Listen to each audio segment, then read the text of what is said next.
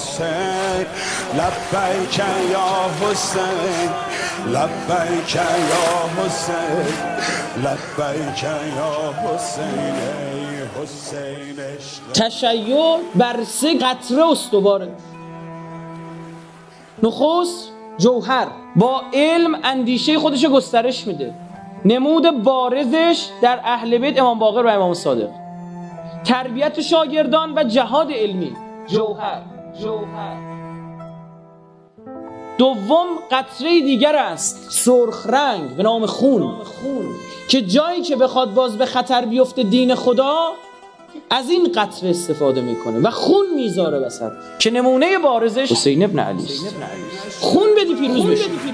حسین عشق منی حسین عشق من بی سر و سامان تو الیا حسین دست به دامان تو الیا حسین بر سر نیزار رها کرده با جگر شیعه چه ها کرده با جگر شیعه چه ها کرده بر سر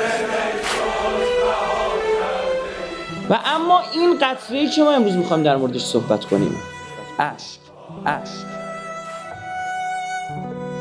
که در شور دنبالش میگردی. بعضی قطره اشکاست عرش الهی رو میلرزونه. 1000 دعا مثل اون یه قطره اشک اثر نداره. اصلا آفرینش با گریه شروع شده. ماجرای آدم رو شنیدید با اشک ریختن. اصلا آقا آدم با کسایی که میخنده فراموششون میکنه اما با کسایی که گریه میکنه فراموششون نمیکنه. بین محب و محبوب یک ارتباط قلبی به وجود واسه کسی که اشک میریزی ها فراموشت نمیکنه. اصلا ارتباط قلبی برقرار میکنه. براش اشک ریختی با خیلی ها میخندی اما با هر کسی گریه نمیکنی. 1000 دعا مثل اون یه قطره اشک اثر نداره. از این شور قراره به شعور برسیم. اصلا این شور این گریه ها بنزین ماست انرژی ماست که ما رو پرتاب میکنه. خرج موشکی ماست. ما باید شلیک بشیم با این اما هدف داره موشک شعارشه و برنامه ریزی شده شعور طراحی این موشک. اینم لازمه.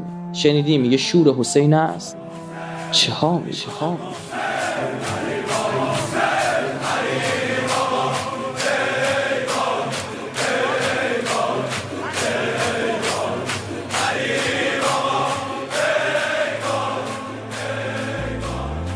امیرالمؤمنین برای حضرت اشک می‌ریخت.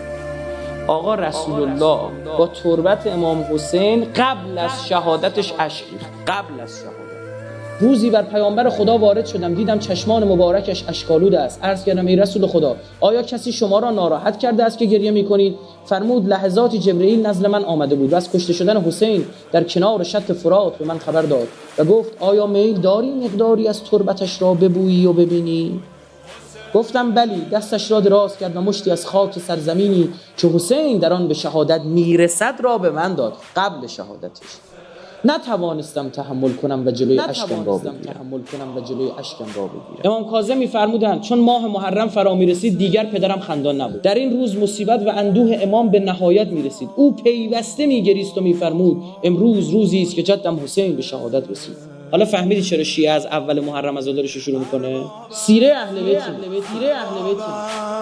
از دل غم تو بیرون نمیره از دل غم تو بیرون نمیره اسمت که میاد گریم میگیره نوکر بدونه ارباب میمیره کسی که دل به تو میبازه کسی که دل به تو میبازه.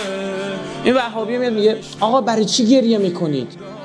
تداوم گریه خوب نیست. 1400 سال پیش اتفاقی افتاده اومدن گفتن مگر شهادت امام حسین مایه آزادی نیست آزادگی نیست پس بیایم این روزا جشن بگیریم از این بعد خوشحال باشیم بخندیم چرا مشکی تنمون کنیم ابا عبدالله آزادگی به ما درس داده بیایم پایکوبی بکنیم عاشورا یوم الفرح و السرور. این مبنا وهابیه.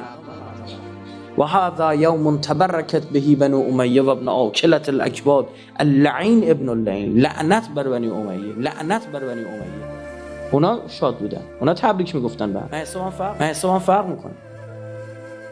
کسایی که کربلا نرفتن با خودشون میگن ما بریم کربلا میمیریم.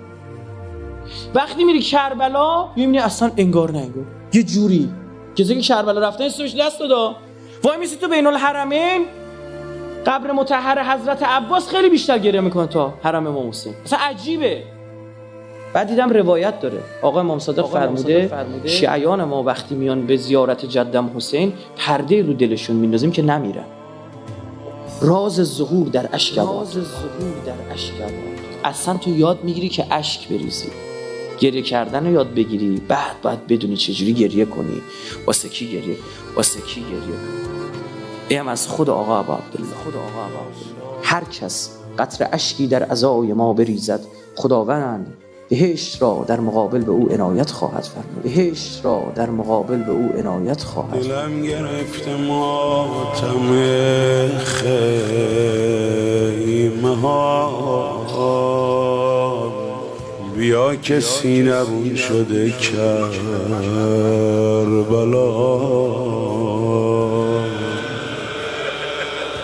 یا امام زمان تو گریه میکنی برای حرم، آخ فدای گریه هات پدر ما.